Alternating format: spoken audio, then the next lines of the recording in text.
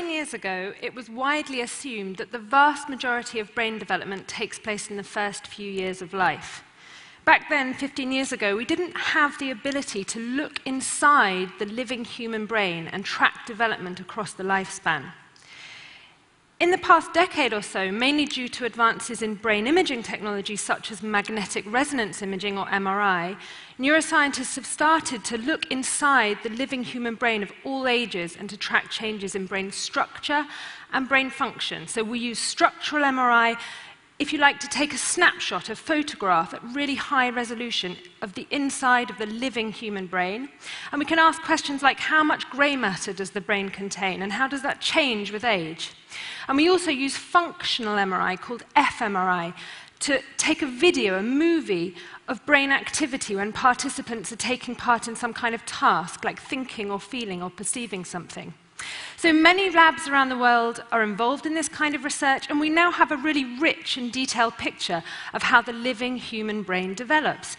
And this picture has radically changed the way we think about human brain development by revealing that it's not all over in early childhood, and instead, the brain continues to develop right throughout adolescence and into the 20s and 30s. So adolescence is defined as the period of life that starts with the biological, hormonal, physical changes of puberty and ends at the age at which an individual attains a stable, independent role in society. It can go on a long time. One of the brain regions that changes most dramatically during adolescence is called prefrontal cortex. So this is a model of the human brain, and this is prefrontal cortex right at the front. Prefrontal cortex is an interesting brain area. It's proportionally much bigger in humans than in any other species, and it's involved in a whole range of high-level cognitive functions, things like decision-making, planning what you're going to do tomorrow or next week or next year, inhibiting inappropriate behavior, so stopping yourself saying something really rude or doing something really stupid. It's also involved in social interaction, understanding other people, and self-awareness. So MRI studies looking at the development of this region have shown that it really undergoes dramatic development during the period of adolescence. So if you look at grey matter volume, for example, grey matter volume across age, from age 4 to 22 years, increases during childhood, which is what you can see on this graph. It peaks in early adolescence. The arrows indicate peak grey matter volume in prefrontal cortex. You can see that that peak happens a couple of years later in boys relative to girls, and that's probably because boys go through puberty a couple of years later than girls on average.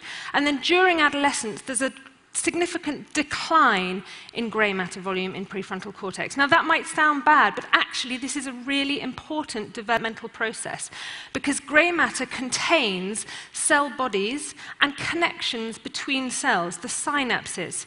And this decline in grey matter volume during prefrontal cortex is thought to correspond to synaptic pruning, the elimination of unwanted synapses. This is a really important process. It's partly dependent on the environment that the animal or the human is in that synapses that are being used are strengthened and synapses that aren't being used in that particular environment are pruned away. You can think of it a bit like pruning a rose bush. You prune away the weaker branches so that the remaining important branches can grow stronger. And this process, which effectively fine-tunes brain tissue according to the species-specific environment, is happening in prefrontal cortex and in other brain regions during the period of human adolescence.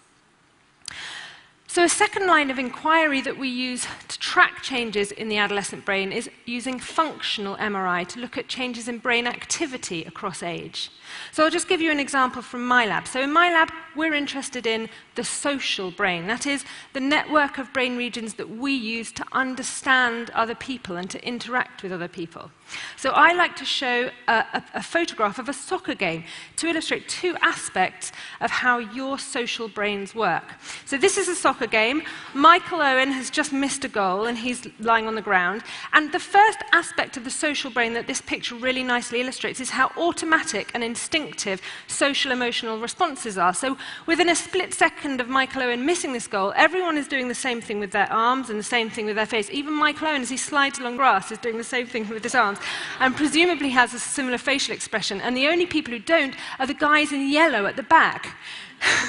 And I think they're on the wrong end of the stadium, and they're doing another social emotional response that we all instantly recognize. And that's the second aspect of the social brain that this picture really nicely illustrates, how good we are at reading other people's behavior, their actions, their gestures, their facial expressions, in terms of their underlying emotions and mental states.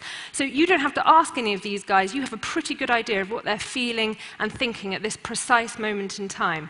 So that's what we're For example, take risk-taking. We know that adolescents have a tendency to take risks. They do. They take more risks than children or adults, and they are particularly prone to taking risks when they're with their friends. There's an important drive to become independent from one's parents and to impress one's friends in adolescence.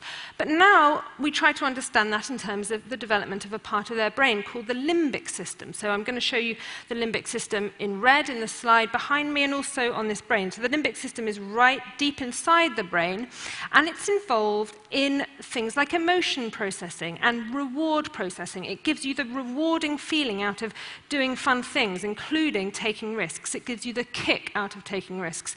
And this region, the regions within the limbic system, have been found to be hypersensitive to the rewarding feeling of risk-taking in adolescents compared with adults. And at the very same time, the prefrontal cortex, which you can see in blue in the slide here, which stops us taking excessive risks, is still very much in development in adolescents. So brain research has shown that the adolescent brain undergoes really quite profound development, and this has implications for education, for rehabilitation and intervention. The environment, including teaching, can and does shape the developing adolescent brain. And yet it's only relatively recently that we have been routinely educating teenagers in the West. All four of my grandparents, for example, left school in their early adolescence. They had no choice. And that's still the case for many, many teenagers around the world today. 40% of teenagers don't have access to secondary school education. And yet, this is a period of life where the brain is particularly adaptable and malleable. It's a fantastic opportunity for learning and creativity. So what's sometimes seen as the problem with adolescents, heightened risk-taking, poor impulse control, self-consciousness, shouldn't be stigmatized. It actually reflects changes in the brain that provide an excellent opportunity for education and social development. Thank you.